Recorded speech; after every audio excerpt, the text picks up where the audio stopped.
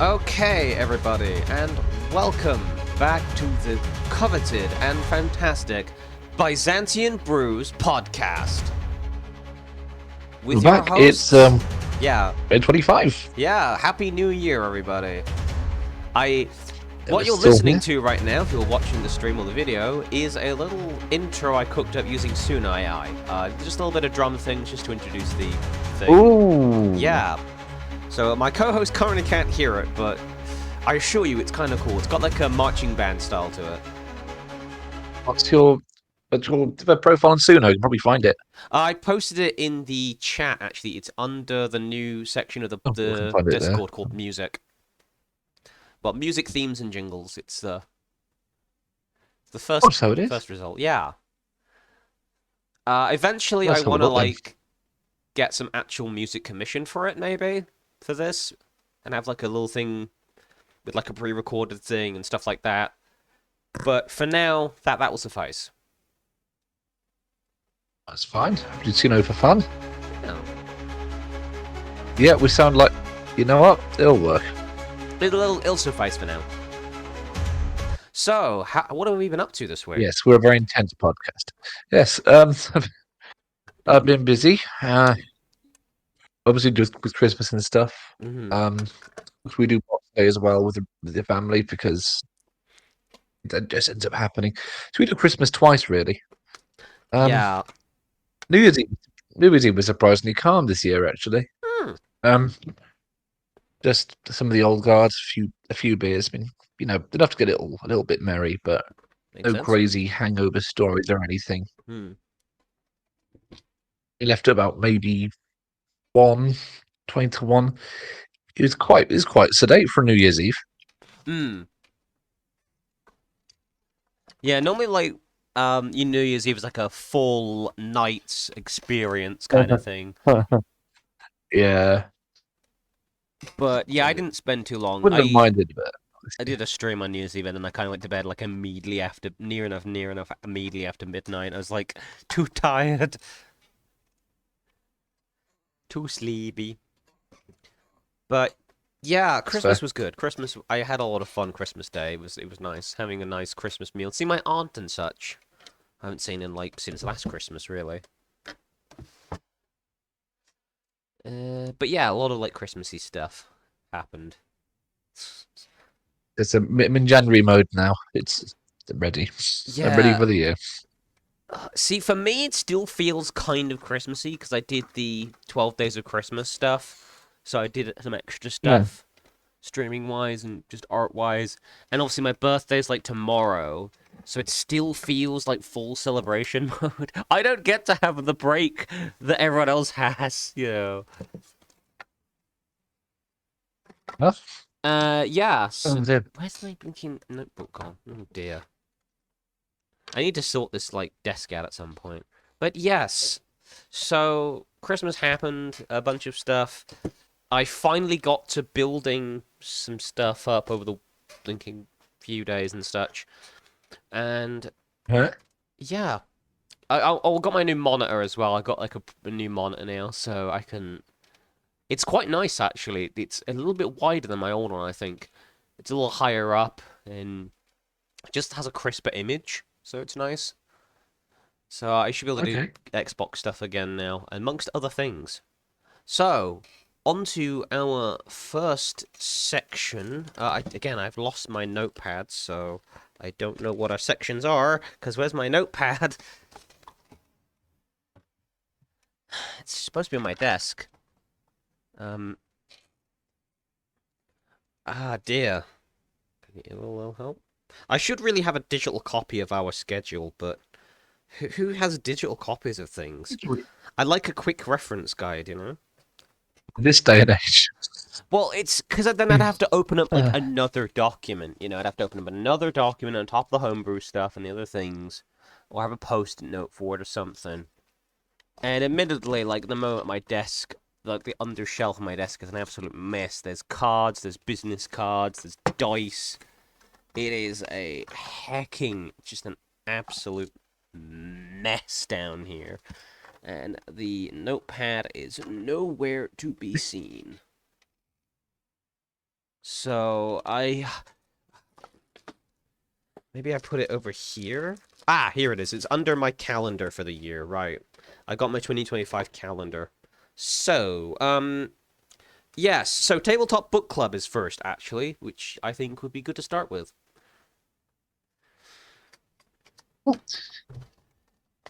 Right.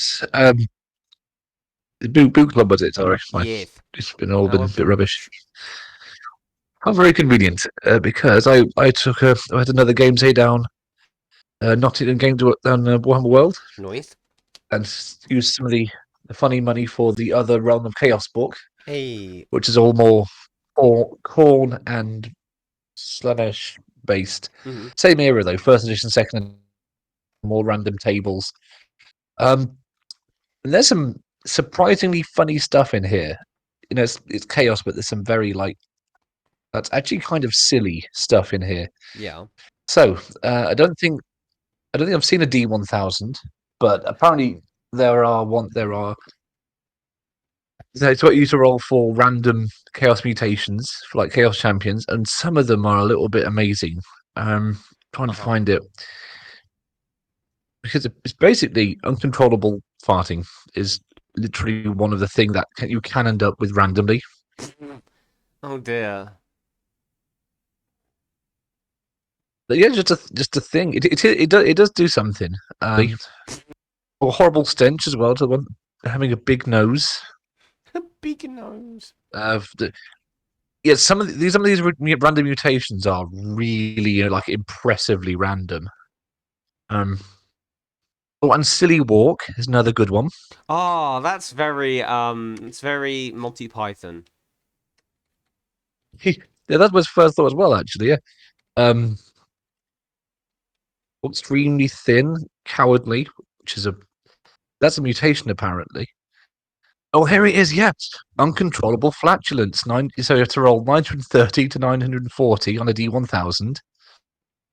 Um, Mm-hmm. roll D6 every turn for D6 rounds. On a 5 or a 6, there's apparently it's a mutation. The mutant emits a cloud of gas, which is D4 inches or D4 times 2 in diameter, and lasts for about 1d3 turns or 2d6 rounds. And it's either poison, paralyzing, noxious, oily smoke that's a spell, or drives them to people to frenzy. Mm-hmm. It's chaos farts. Just that's just a thing you can get. Amazing. Yeah, I do kind of miss this with the that'd be deemed too silly now, but some of the weirder stuff they were just clearly experimenting with weird ideas about chaos. Just like if it seemed a bit silly, just throw it in. They didn't have a so much of a strict brand of chaos. It was honestly more chaotic then than it is now. To be honest, Mm-hmm. it's so much less uniform and just weird. Um, there was another thing I found as well. It's a bit amazing. I'm going to find an image of them if Google still has it somewhere. Uh, you remember how we?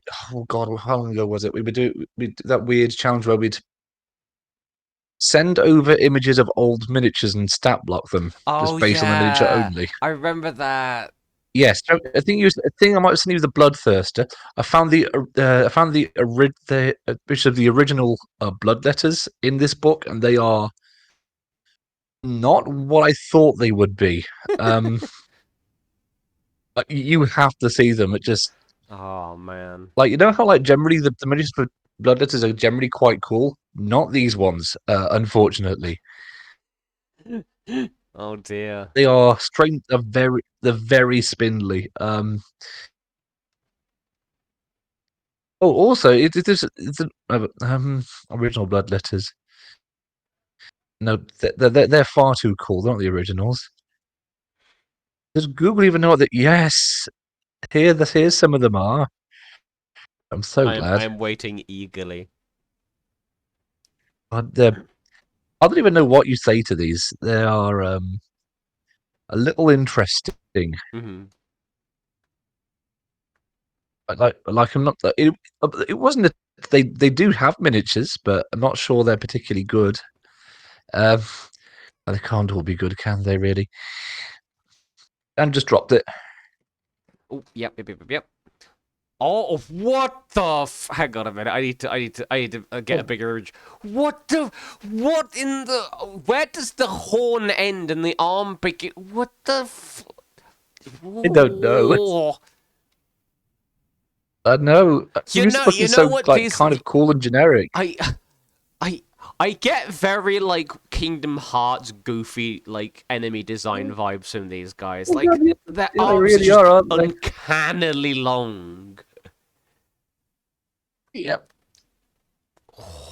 Yeah, it's yeah. So it's a case of sometimes classic miniatures not looking so good. Yeah. Some of them are great. And like, oh, I might wonder this.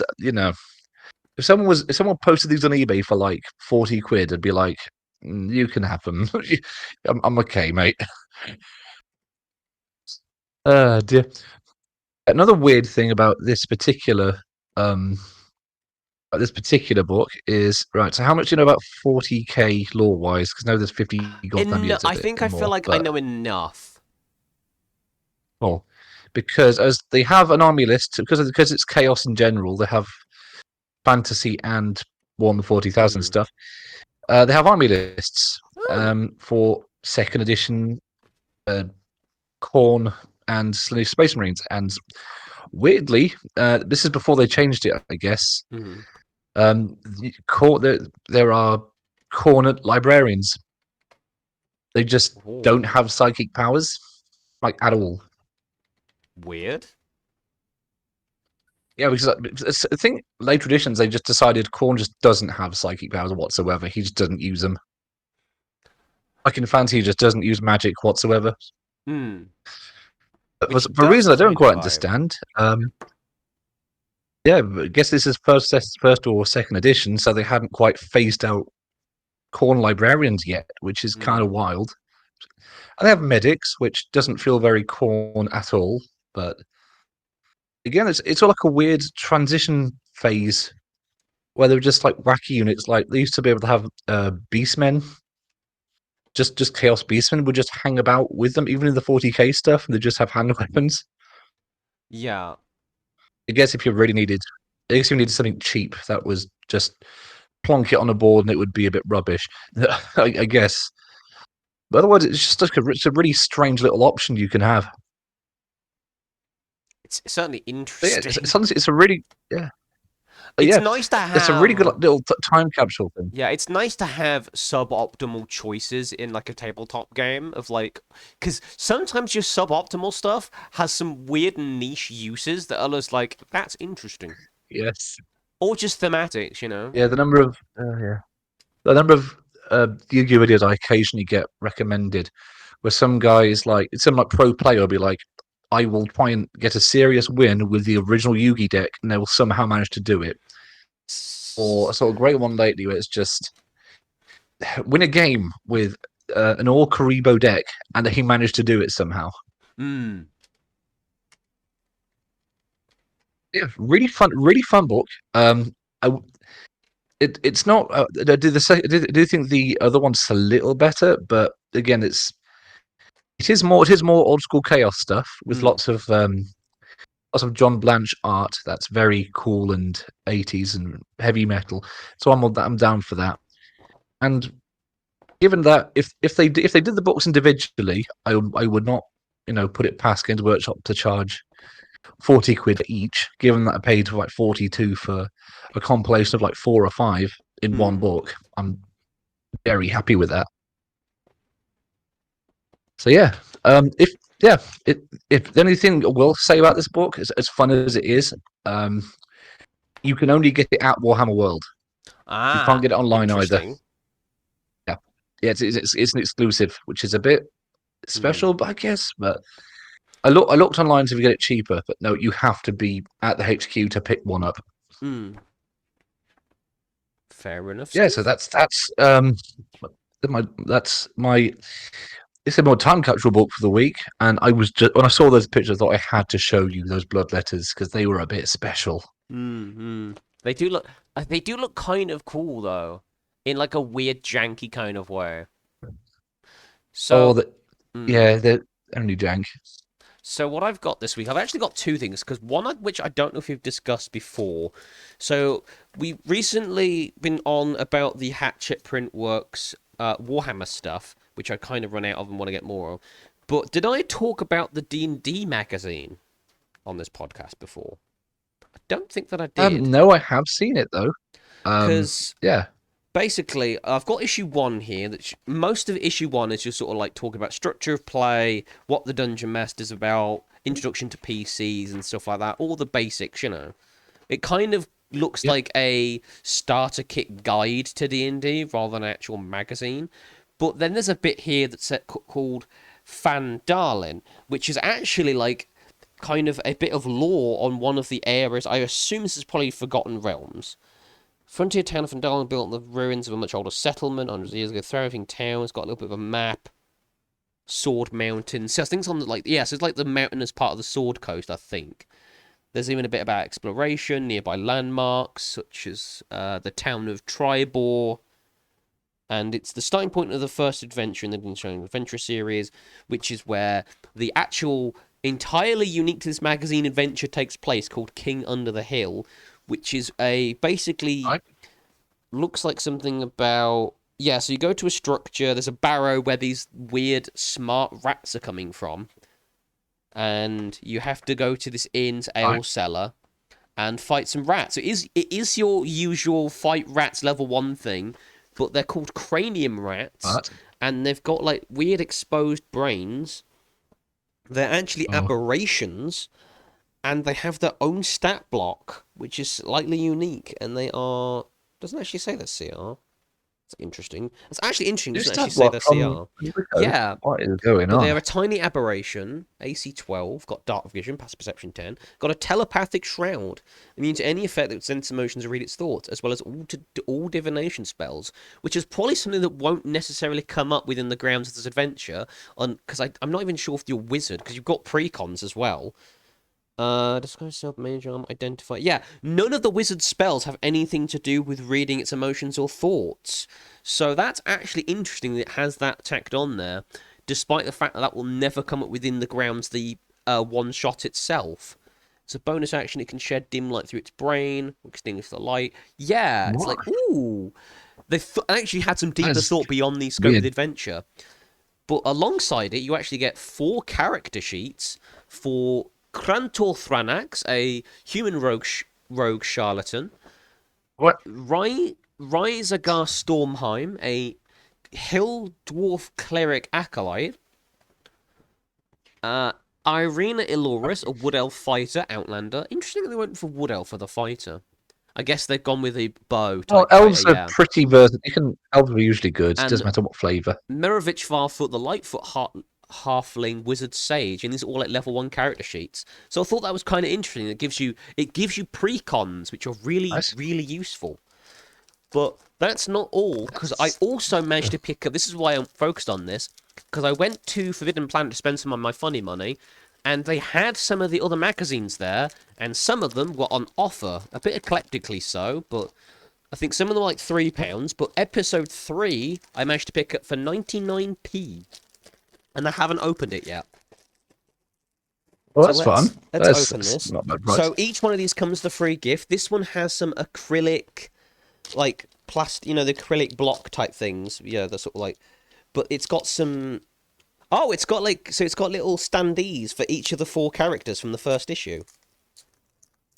Oh. Yeah, so okay, that's actually useful. I don't know. I want to go back and check issue 2 at some point, but they didn't have it at that Forbidden Planet, unfortunately. But this one's got little standees. That's adorable. Will they fit in? You gotta push them.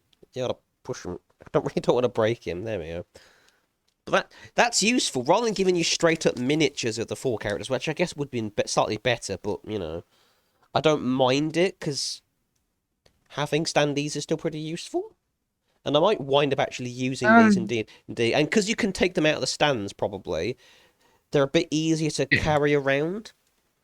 Because you could just yeah, the Starfinder box comes with a set of them. They're not half bad. Yeah. So it got our full party on little standees, and I think they do the same thing occasionally for monsters and stuff as well, which is nice. I could see them doing that. Right. I'm just gonna do the okay. We're just doing the halfling, not doing the halfling. You know what I mean? Come on, into your base you go, mate. Go on, in you go, bastard. Has he broken his? No.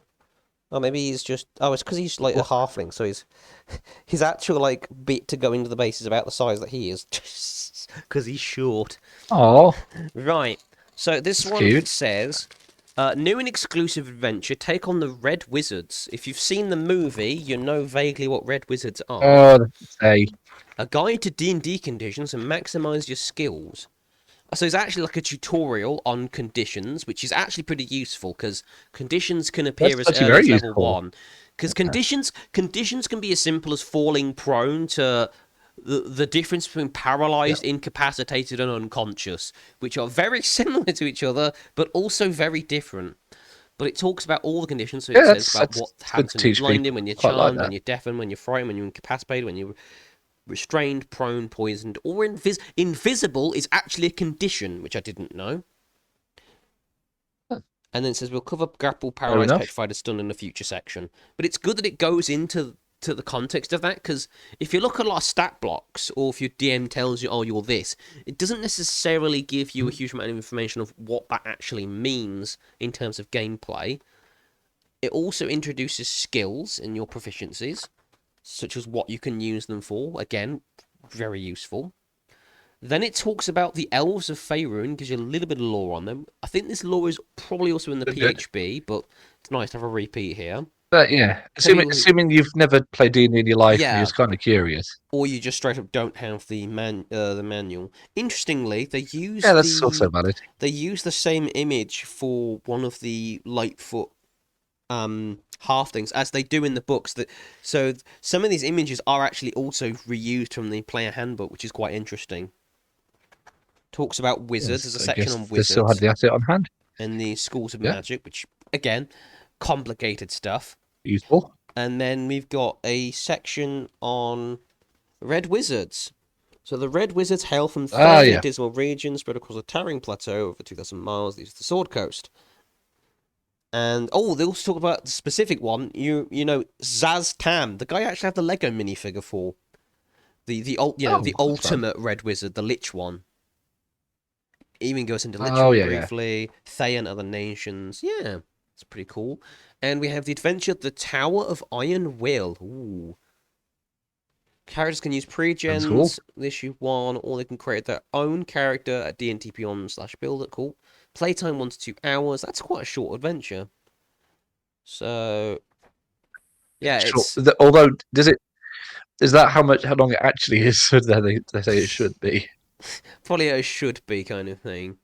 It talks about there's a scout that went out and didn't come back. There's a house, living quarters, secret staircase. Pearl of Power.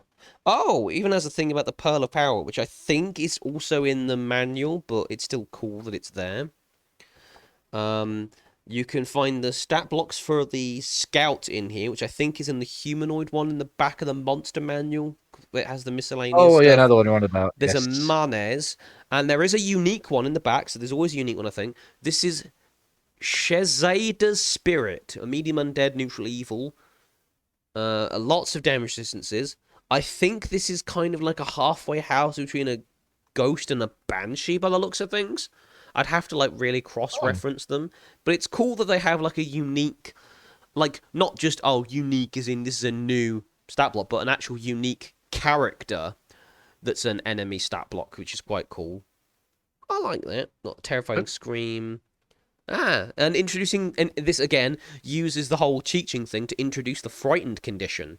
So terrifying scream will make frightened Oh, targets okay. frightened, introducing that, which is pretty cool. And I'm assuming this is the only issue 3, and what's the health at? 36 health. This is a pretty good low level ghost like encounter, actually, if you don't want to use an outright ghost, because there's none of the usual ghost or shadow bullshit is in here. Like, Yeah, aging you or outright killing you. Like, her attack yeah. is a 2d6 plus 3 necrotic damage melee weapon, which honestly isn't that bad. It seemed like a notable boss. I could see that Yeah, in some use. I thought that was pretty cool. That's issue 3. I will try and track down issue 2 at some point, but Okay. just as a sign of what to look forward to, I've also Yeah. got issues 16, Okay. issue 15, and issue 19, because those are the ones that were on offer. They had some of the early ones, but they weren't like reduced for some reason. Okay.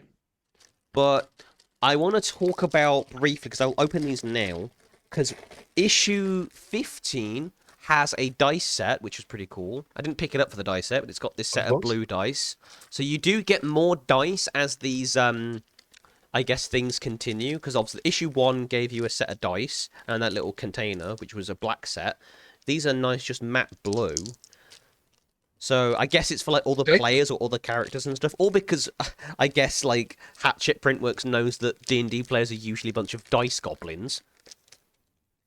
Well, buys the dice. Yeah, Yeah. issue 16 though is pretty cool because it has these little like wooden inspiration counters that go under your miniature, so you remember that you've got inspiration. That seems useful. I don't think there's any official tokens for that.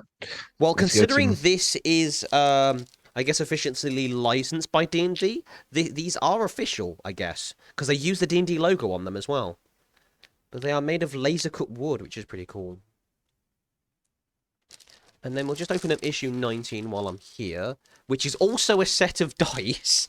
But this is a pretty cool set. So this set, right, it's also blue, which is a bit of a weird choice, but it's got this, like, marbled effect. So it's marbled with grey. So this is like an introduction to weirder Right. dice, but it's just cool, you know, because I guess like DMs and other players, you know, might want multiple sets of dice. But I just thought cool, and I wanted the magazines anyway.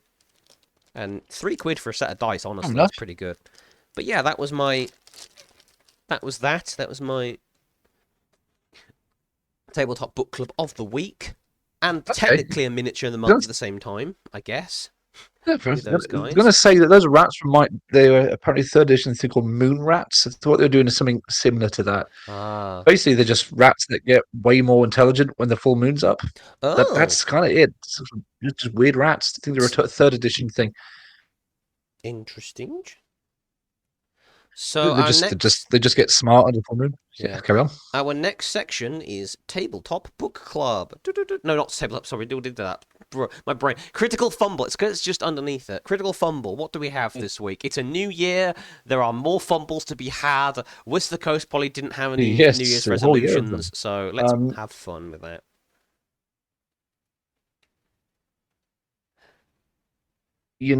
this is a difficult one because no one's been. We don't have enough of the new year yet, do we? Actually, no, there is one. I tell lies. So you might pick the same one, but the first thing that springs to mind is what is the coast going straight up into gambling up to this point? Right. Yeah. That's how I'll find some official sources. Yes, so D&D themed online gambling is apparently what they're going to be going ahead with. Oh. What? Which had us yeah. Yeah. Yeah. Yeah.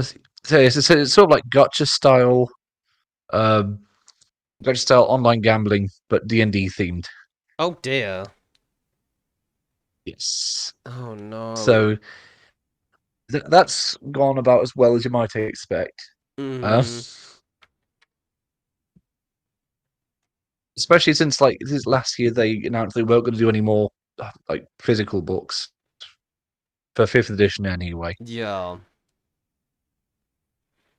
So they're doing well. They're starting off the year as they're probably going to do the rest of it, I think.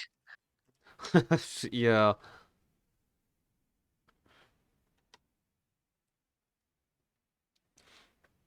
So what's the actual like deal with it? Is it like cosmetic? Because I know they were they were threatening something like that ages ago, weren't they? With the whole like, oh, here's like accessories you can have for your virtual D&D Beyond stuff. I'm like,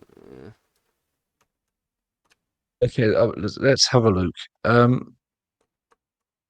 Yeah, so upcoming digital slot machine called the Dungeons and Dragons Tale of Riches, which will be going straight into casinos and iGaming. So early this year. oh. Blech. So it isn't. It is just flat gambling. It's just straight up gambling. Yeah, what the fuck?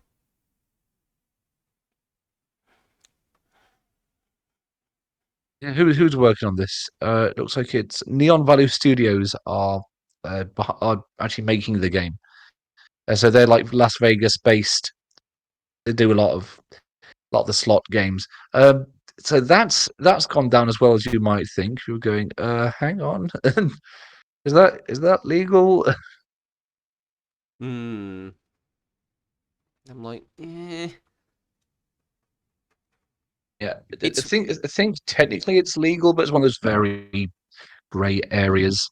That sounds like an absolute pain in the bum to actually deal with. yeah. So that's gone down well. Have you found anything so far? I mean, it's quite hard, really. We're only 5 days into the new year. Yeah, I'm trying to like think what I've seen that's like critical fumble worthy. Um I don't actually blooming know, to be honest. You know what? No, No, actually, I do have something funny for Critical Fumble. It's not necessarily tabletop or podcast related, but I have God. been watching something that you might recognize lately: Commercial Chaos. Well, yep. And Wine I've been sauce. watching some of Vinny's streams. There are some because it obviously does the YouTube poops in between. And there are moments in there where, of course, there are things that he said in past streams, seeded in, sourced through by, I can't remember the guy's name who sends him most of the commercial stuff. But it's really funny him having to go and it's just him trying to backpedal and deny. I didn't say that to like things like, oh yeah, I love this whole kind of thing. It's just like, yes, I love Vinny having to react to Vinny out of context. Slightly more light-hearted Critical Fumble, so to speak. As well. The only one I can think of Mm, is Ubisoft doing another Ubisoft yep. and just tanking their stocks. I just did a quick Google search and it's I'll check it doesn't pull out any longer, but no. Um, aside from cost of revenue, everything is dropping. Like everything. I'm not I surprised. think I think I saw some statistic that apparently in during for over 4 years it's devalued to what by like 85% in 4 years. I don't know. So it's for a big corporation, that's got to like make investors want to jump ship, right? Yeah, I mean, I can't. That's not a winning bet. When was the last time Ubisoft made an original game, like an actual original game that isn't like a reskin of something else? Or a remaster. Yeah. They did remaster of Last of Us 1 or 2 for some reason. They wasn't even that old yet. It was like, why? Yeah. Huh? Like the remaster of Soul Reaver 1 and 2, I get because that was like 90s 2001. You know, Yeah. it's been ages since that remaster of that actually makes a lot of sense. Mm. But yeah, so Or they're not like, doing what well I don't get considering. is But they still have the Crash license at the moment, right? Or did they sell that? what are they doing with that, anyways? Like, why don't They did you? I know a that like I remaster. know that they're like the ugly child of like the Crash era, but you could remake slash remaster Wrath of Cortex and fucking Twin Sanity. But add all the like for Wrath of Cortex, make it better and make it like less jank. And with Twin Sanity, go through all the old development like stuff they wanted to add and add it and make the true definitive version that they want to make years ago. Like, there are two really easy low hanging fruits right there. People still like. yeah, I mean, I haven't seen much done with that franchise in ages. But Hmm. every time it comes out, people make a big stink about it. Yeah. It could work. Because, like, or even just do like even if you don't want to bother remaking them, just remaster them or something. Fuck it, use fucking AI to upscale Yeah, the stuff if you have to, and do like yeah, like Wrath of Cortex, Twin Sanity, Mind of a Mutant, and Crash of the Titans as like a games collection, like you did the first three Crash games. Done, easy. Prints it. It would print its own money. yeah. People still like the franchise. So Yeah. just use it. No, yes, it does seem like Ubisoft is willfully on a downward spiral at this point. It's quite annoying, Hmm. really. Like occasional rewatch stuff in the background while I'm doing stuff, and occasionally I'll be watching a long play from like a game that's halfway decent back in the 2000s, late 90s, and it will have like the old EA logo, and I think, yeah, people used to like EA Yeah. once upon a time. Like the same with like It Naughty was back Dog. when they It's had like like a lot of Naughty good work. Dog used to be pretty alright, and then they decided to make whatever that game was. What was the last? I think there was Last of Us, wasn't it? Last of Us 2 would be that would have really tanked their reputation. Uh, no, I think it was Intergalactic: The Heretic Prophet, Oh god, which that's was that the latest weird. one. Yeah, Yeah, okay. Yeah. that fucking weird game. Like, huh? Fuck. Yes. I think what it comes down to is I don't know who they're trying to appeal to. Yeah. I think it's yeah, like you can have a niche audience and it can still make lots of money. I mean, like furry fandom, perfect example of a niche product making lots of money.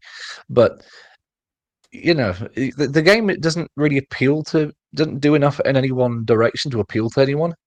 Hmm. I mean, fuck, like the ultimate Like for people, niche fandom that grew massively, I would say, is the Kingdom Hearts fandom. But like, what kind of, you have actually, to be yeah, both a Disney fan and a Final Fantasy fan to get into Kingdom Hearts 1 near enough, or be a kid at the time.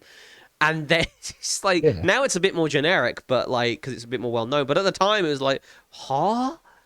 But you can make niche stuff Yeah, Final work. Just, Fantasy 8 and Mickey Mouse. Yeah, yeah, just make your character designs good and your world actually less two dimensional. make the game good because Yeah, the one constant defense I see for Kingdom Hearts is ignore the plot. The gameplay is actually very good. yeah. I've heard everyone say that. It holds up. Um,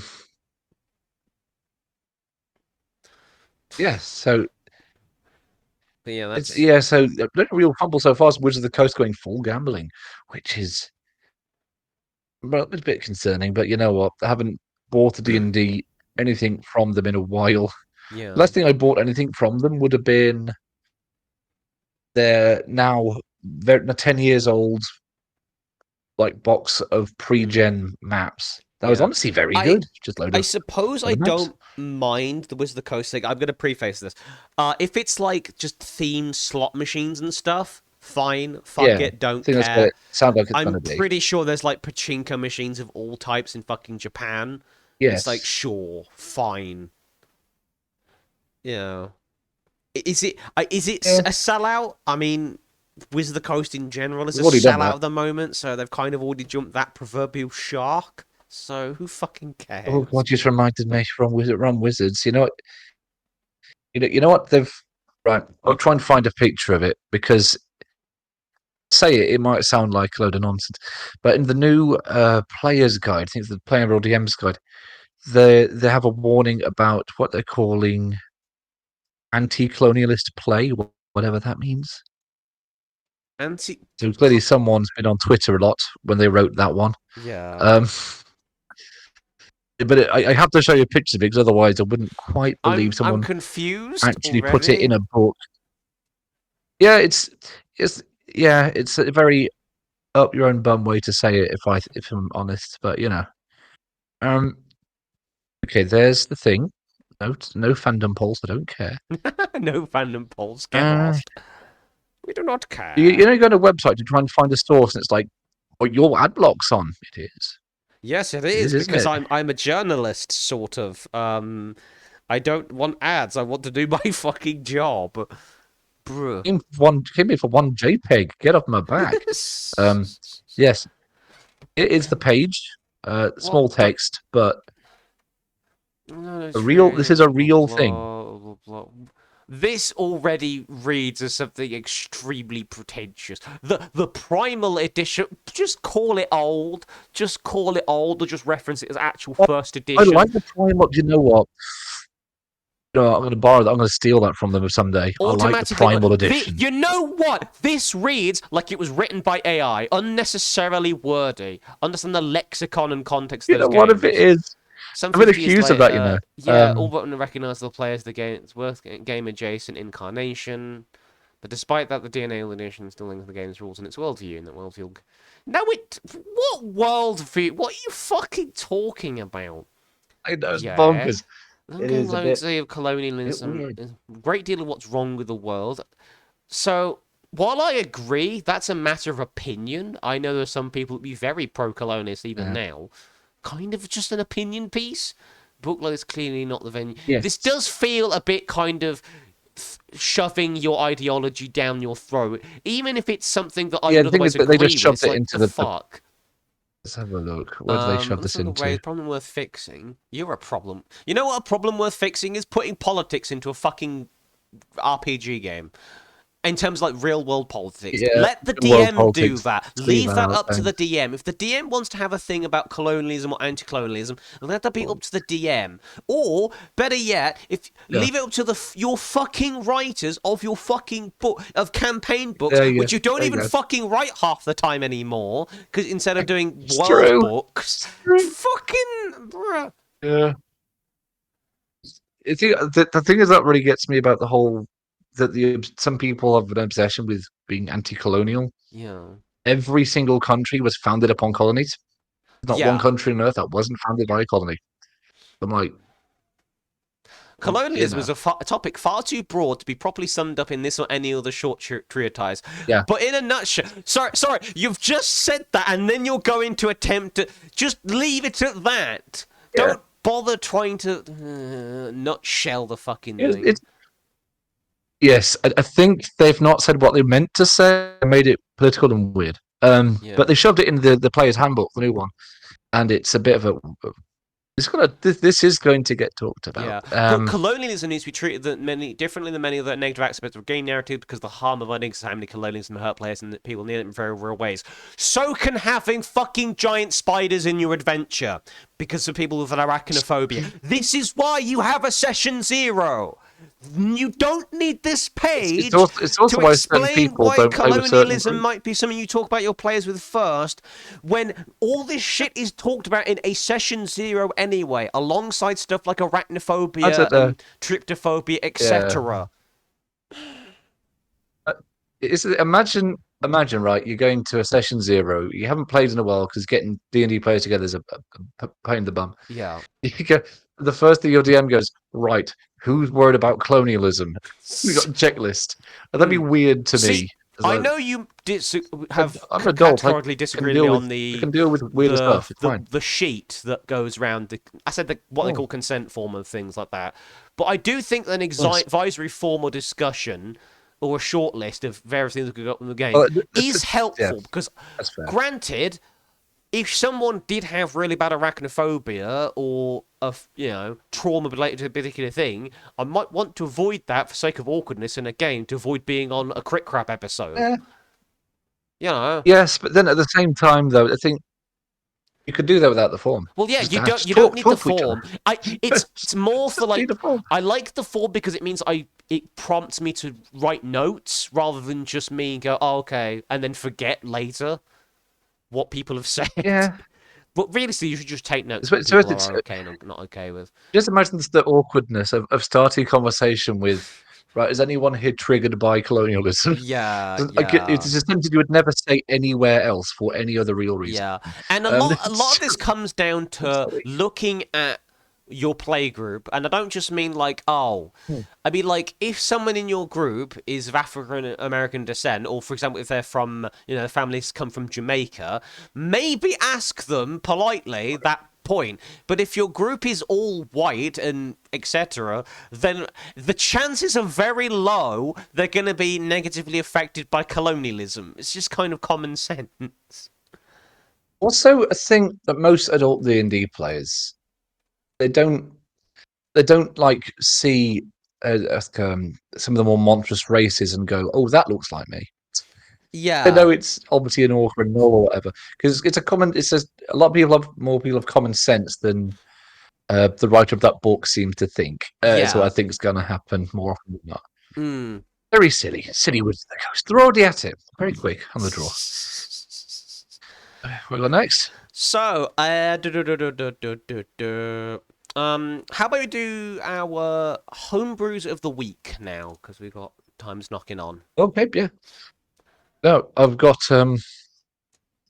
quite a full one this time because I had a proper clear out of my laptop to save space, and now I'm working on literally one project at a Lovely time. stuff. So I wanted to do a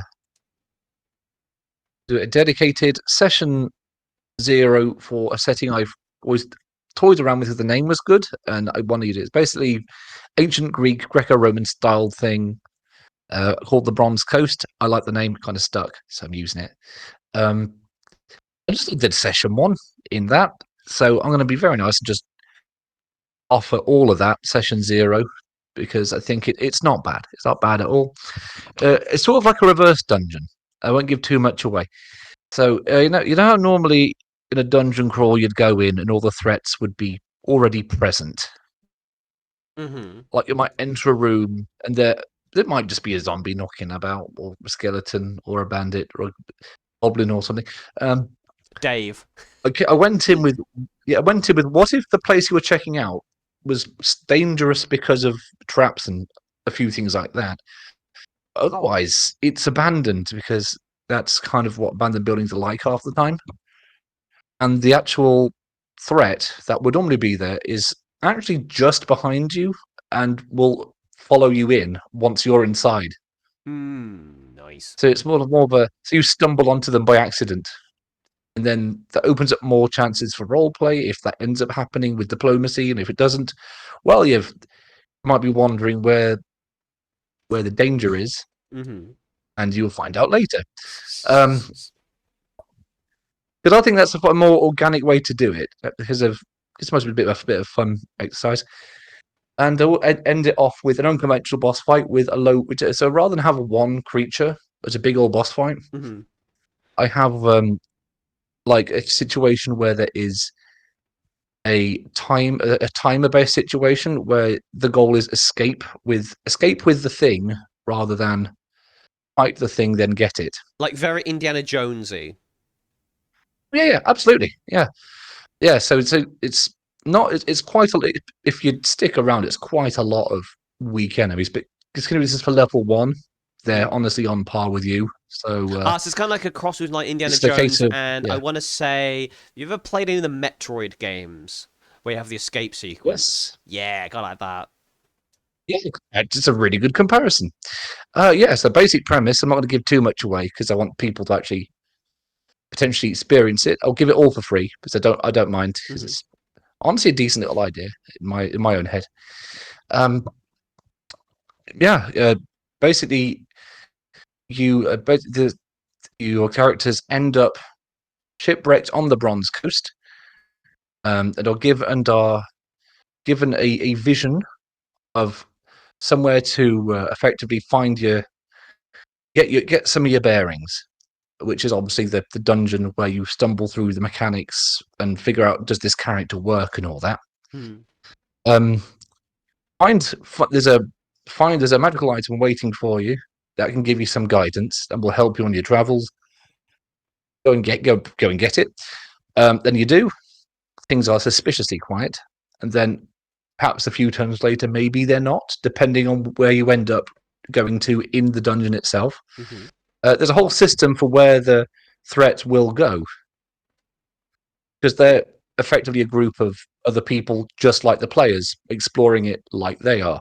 So there's a chance you might not miss them until see them on the sort of very end of the way out. And the actual like final encounter is a neutral party that's hostile to everything. So you might end up with, what a convention, what would otherwise be a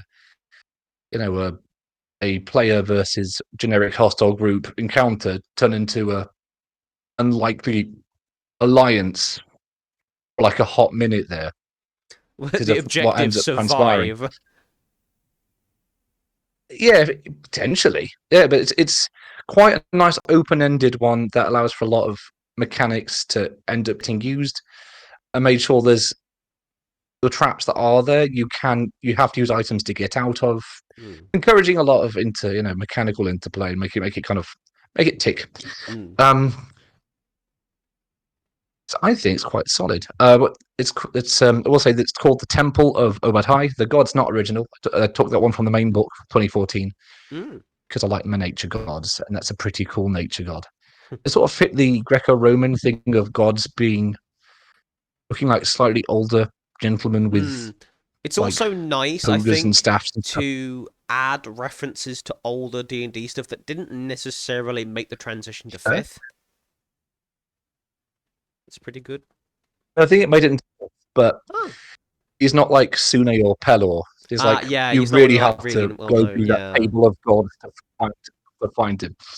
I just think it kind of fit. It's a nice fit, and it's dungeon crawly enough that any table can theoretically run it, and it will just flow very naturally. Mm-hmm. What have you got this? Oh, there is one other thing. Ooh, But before I go, okay.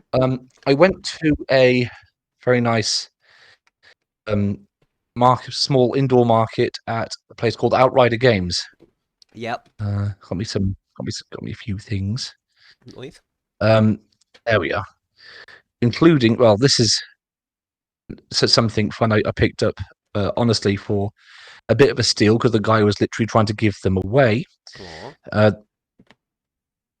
right. Did you ever play much of Blackstone Fortress? I can't say I've heard of it actually. Enlighten me. It's a it's one of their specialist Warhammer 40k games. It's very good actually. If Oh. I remember rightly. Basically, they were selling these guys for 20 quid.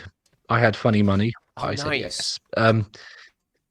But while I was there, I spent 2 quid on some very cool stickers from a range. The team's called Game T. Mm-hmm. And with the purchase, I got a little magic item, Ooh. which I thought was just a turn of phrase. It's actually a little card magic item called Celestis Bow of Sagittarius. The bow Nice. +1 wondrous item requires attunement. It's a magic bow, obviously +1 to attack and damage. It fires arrows literally of celestial light, so it's radiant damage central. Mm-hmm. And as a when you hit a creature with the attack, you can choose to make the shot just give off 10 foot of radiant light. Ooh. That's just it's a really cool little free item. I thought I'd bring up because the founder was there. She was very nice. She's Mm-hmm. a proper like illustrator. The pro short illustrator actually worked for Hasbro and Wizards of the Coast. Funnily enough, but she's very much ingrained in the business at this point. There's some very very cool looking dark fantasy art that was up my alley. I'll shut up now. What have you got for this week? So I've got a couple. I've got three things. They're very similar to each other. Oh, So I decided to go back to Mirrodin for a bit to do a few more card homebrews. very nice. Eventually, at some point, I want to do an adventure, which is why I'm doing all of these like card homebrew things first. So then I have a good like lexicon of other stat blocks to use for some other adventures. So first up, we've got the Gold Mirror, which is one of 5 types of mirror that adds a particular type of coloured mana.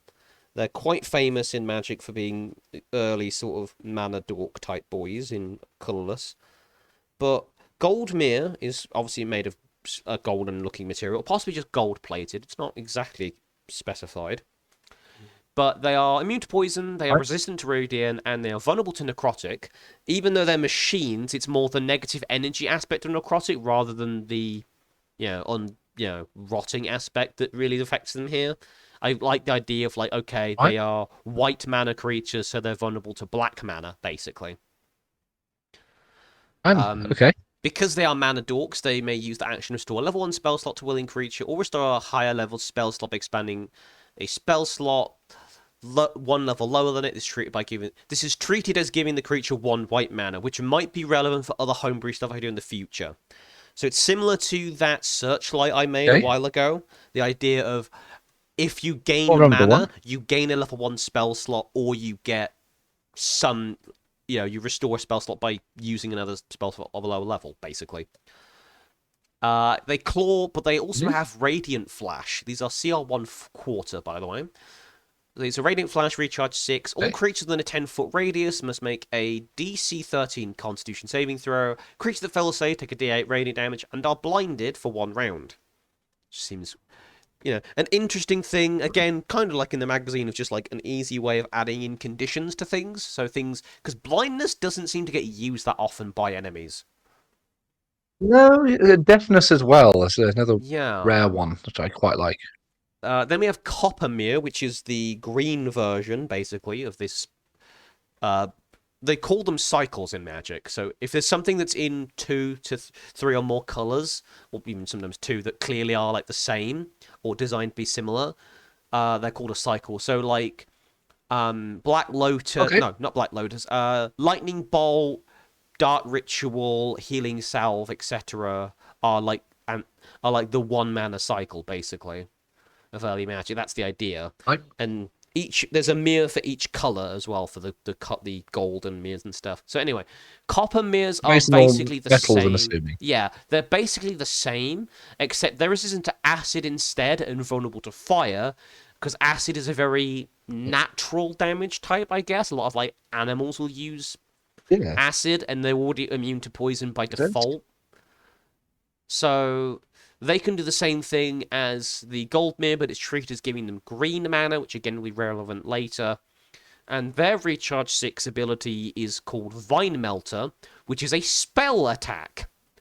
It has a 30-foot range, it uses intelligence, and it deals 2d4 acid damage. Non-magical armor damaged this way. Non-magical armor hit this way is damaged and provides 1 less AC benefit until it's repaired. Armor reduced to AC or 10 or less, but this attack is destroyed. I figure that was quite. So they're kind of a less annoying rust monster type thing. Only affects armor, but can do Okay. non-metal stuff and can basically destroy your armor. So be careful with them if you've got plate, because that shit's expensive. That's fair. I do like. I like that kind of anything that makes combat difficult because it affects your gear a little bit. Hmm. And it also just adds credence to the whole. Because while I don't agree with Gary Gygax on a lot of things like taxes and stuff to get players to use part of their hard-earned gold, Yeah. equipment repairs and maintenance should be something that players are paying for. Because stuff gets damaged. That's just realistic. If that's the kind of game you're running, you Yeah, had to yeah, agree with that on very early on, though. I find. yeah. But like in the case, I wouldn't do it too often. But it's a case of against certain monsters, it would make sense. Well, slimes or something. And I'd also argue that that's fair. it Actually. adds Yeah. like a lingering threat to them, even though they're CR quarter. It's like, ooh, do I really want to tangle with these? Is it worth my armor? There's a certain other kind of risk Or there. it might encourage you to pick really odd weapon choices, like it's okay. Weapons made of bone Yeah, or flint or yeah. something. Yeah, something inexpensive, for example. Yeah. So the final one we have is Mere Land There's Shaper. a question actually. Now, Go on. hmm? No, go ahead. There's a quick thought about your last one. Hmm. Scale mail, right? Hmm. Assuming it's not metal scales, is that affected? Yes, because it's any armor, not just metal. Any armor. Or any armor? Okay. Yeah, I would probably have like certain things as Okay, like fair enough. if it's like the scales of a black dragon on it, like your armor. If you've got like black dragon armor, it's not going to be affected because black dragon scales are just resistant to acid anyway. Yeah, yeah. And that stuff like that's up to like Okay. DM's discretion kind of thing. But yeah, we have Yeah. the Mere Landshaper, which is a slightly different variant. This isn't part of the main 5 because I don't have the other main 5. I like to have the actual card so I know which ones I've done and haven't done. But Mere Landshaper is a little Right. different. So it doesn't have any resistance or weakness, but it is still immune to poison like the others.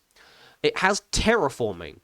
As an action, it may turn the radius of land up to 15 feet away from it into a different terrain or biome, such as forest, mountain, swamp, taiga, plains, null, which is kind of like the Mirrodin's thing of like, it's just weird null plane, kind of like what the Eldrazi do, but similar.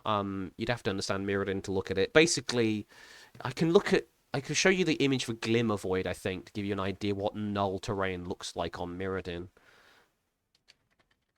But it can change terrain into basically anything any terrain type it understands, which has implications, obviously.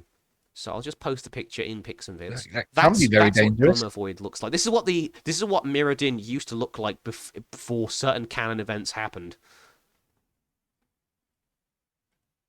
But So I see a load of. yeah, I think it's called Hexplate or something. Planes were originally made of it.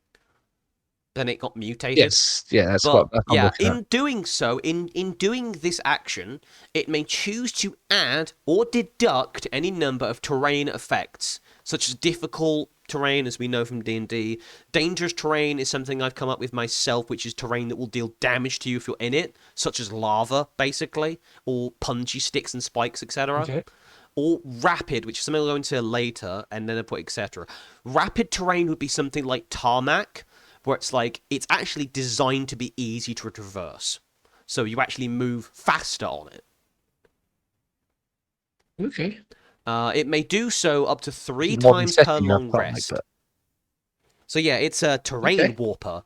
I haven't decided. I think the duration of this effect will be like an hour, I guess. That was usually good if you're not sure. Yeah.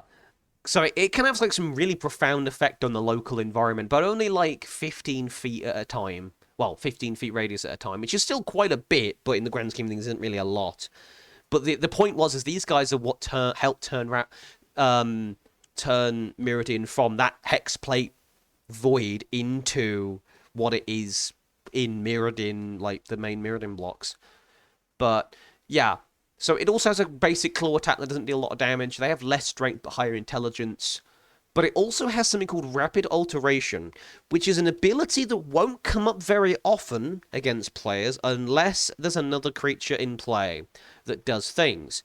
And the reason for this is its Rapid Alteration ability can only be used if a creature of the plant type.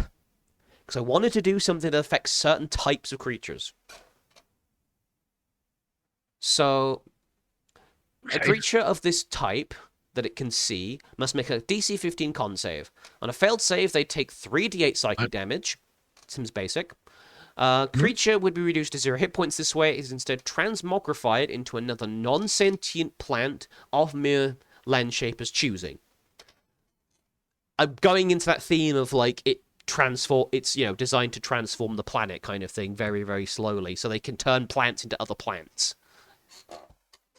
Including creatures. I quite like the idea that you could have like wandering ones that have an element of randomness to it, so there's a reason to want to deal with them every or now if and again. someone decided They to might play you like to make 5 feet of lava. yeah, For no reason. Is it Eldarin? Is it Eldarin?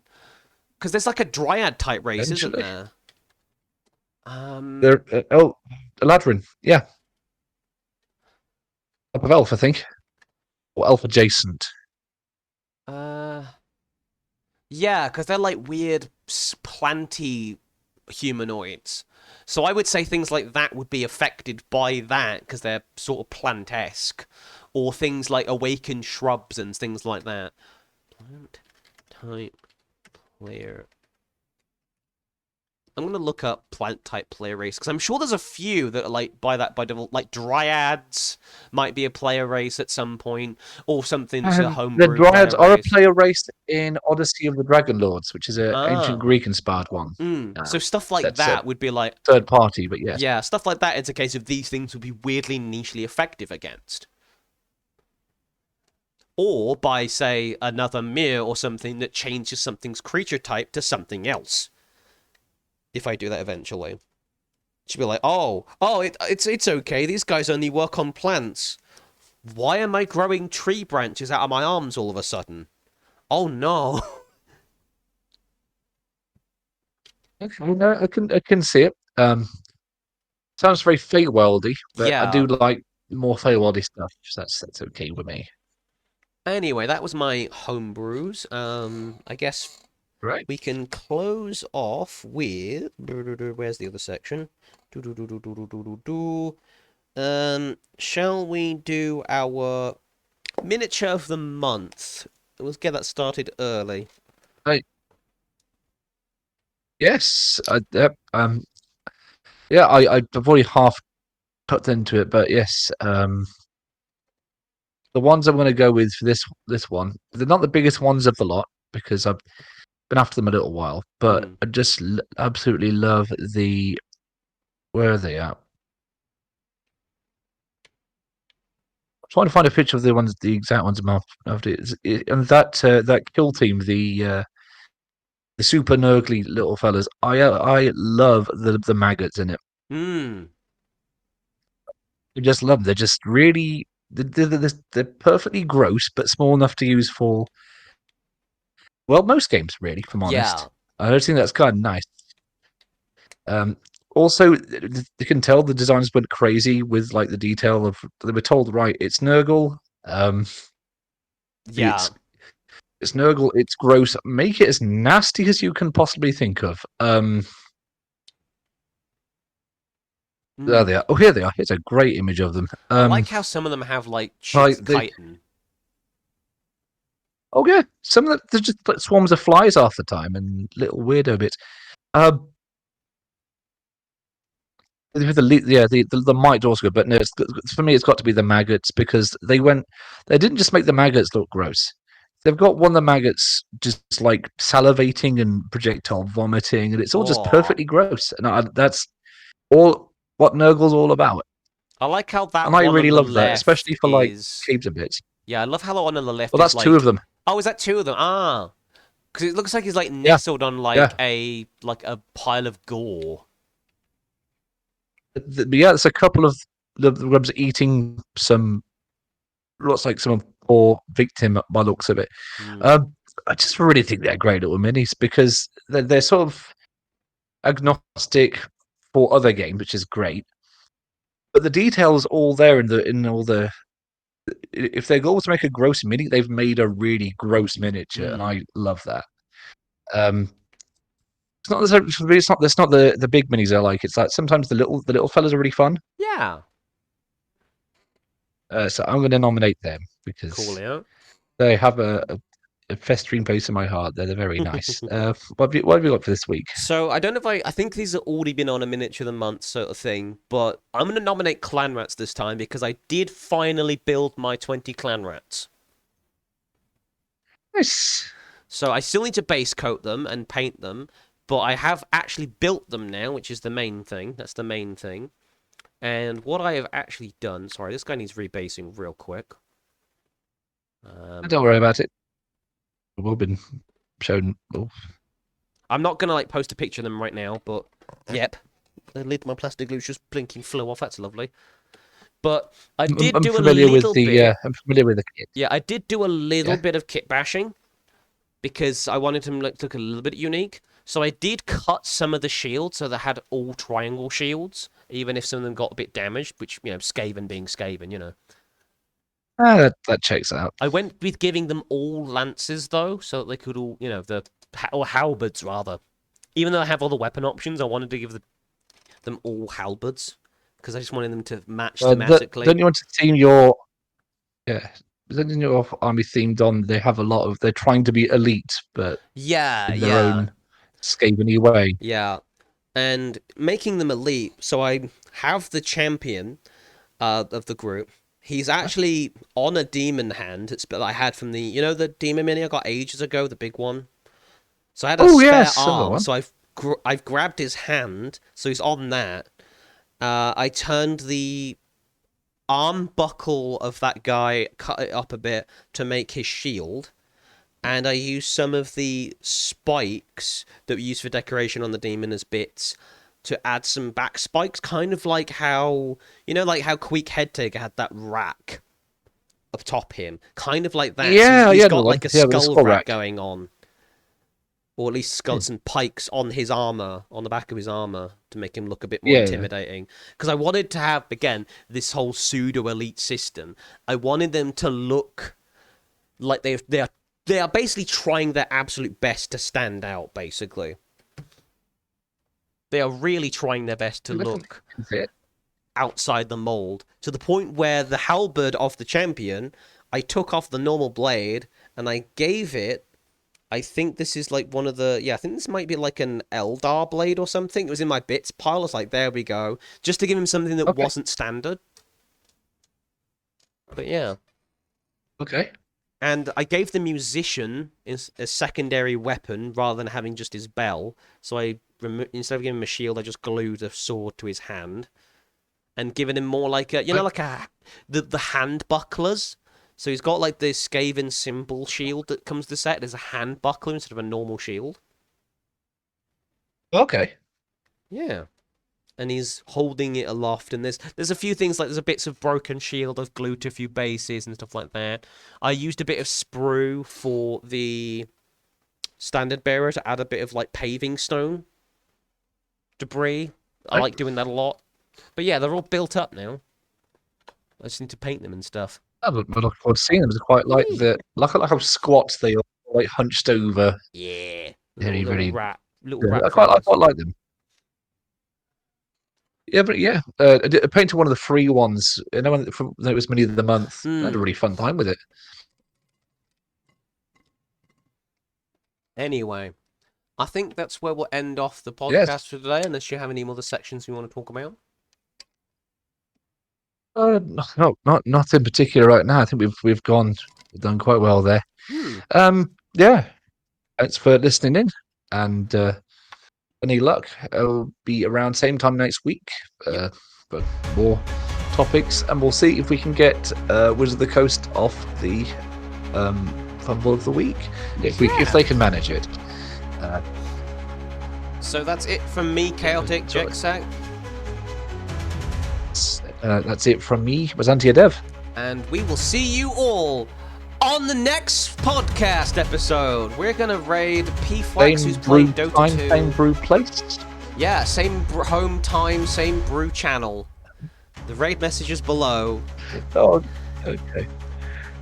Thanks a lot for listening, everybody, and have a good night. Bye-bye.